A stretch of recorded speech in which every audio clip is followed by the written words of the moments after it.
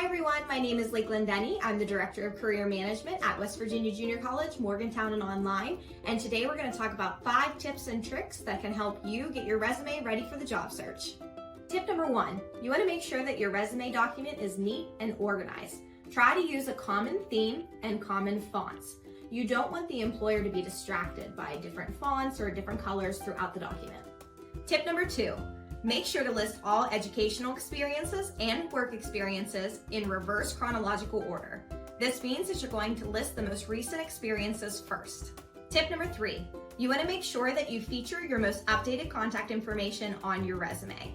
This includes your phone number, your email address, and your current city and state.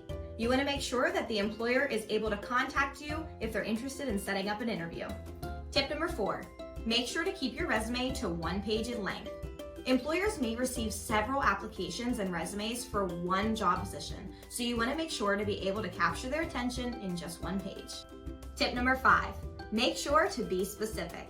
When you're listing information such as where you earned your degree or the previous jobs that you've had, you want to make sure to give the employer enough information to get a good idea of your past experiences.